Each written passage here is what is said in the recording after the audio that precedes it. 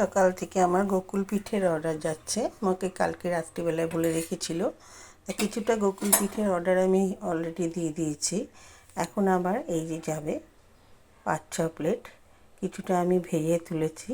এর আগের ইয়েতে আমি দেখিয়েছিলাম কীভাবে আমি ক্ষীরটা বানাই। এখানে আমি এইভাবে চাপটা চাপটা করে রেখে এই যে ব্যাটারটা বানিয়েছি ময়দা চালের গুঁড়ো দিয়ে, এইটার মধ্যে ওই চাপটিগুলো ডুবিয়ে তারপরে এখানে আমি ঘি আর সাদা তেল দিয়ে এটার মধ্যে আমি ভেজে নেব চাপটিগুলো। এইভাবে গোকুল পিঠেটা করলে খেতেও ভালো স্বাদ হয়। ইচ্ছা করলে আপনি পুরো ঘিয়ে এটা ভাজতে পারেন বা সাদা তেলে, কিন্তু আমি দুটো মিক্সড করে এটা করছি। গোকুল পিঠেটা এত সুন্দর খেতে হয়, আপনারা অবশ্যই বানিয়ে খেয়ে দেখবেন। আর যদি একান্ত আপনাদের বানাতে ইচ্ছে না করে, আমার শিলার্স কিচেন আছে, আপনারা অর্ডার দিলে এটা পেয়ে যাবেন ফোন করে।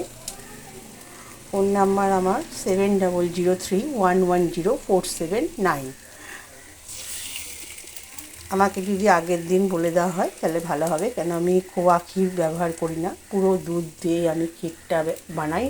ক্ষীরটা বানাতে একটু সময় নেয়। এখানে আমি মালাইটা রেডি করে রেখেছি। কিছুটা মালাই আমার ওই ডেলিভারিতে আমার চলে গেছে, যে পিঠেগুলো আমি ডেলিভারি দিয়েছি সকাল থেকে। এখন আর 4-5 প্লেট যাবে এই গোকুল পিঠে। আগে ওনারা খেয়ে রেখেছেন, ওনাদের রিলেটিভদের জন্য নিয়ে যান এখান থেকে অর্ডার দিয়ে। সেরকমই একজন আমাকে অর্ডার দিয়েছেন, তাই ভোর 4টের থেকে আমি এগুলো রেডি করছি।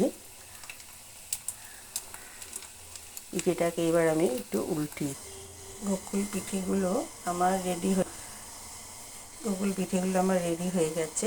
এইভাবেই আমি ডেলিভারি দিয়ে থাকি আমার বক্সের মধ্যে করে, ডেলিভারি বক্স যেগুলো আছে সেইগুলো করে।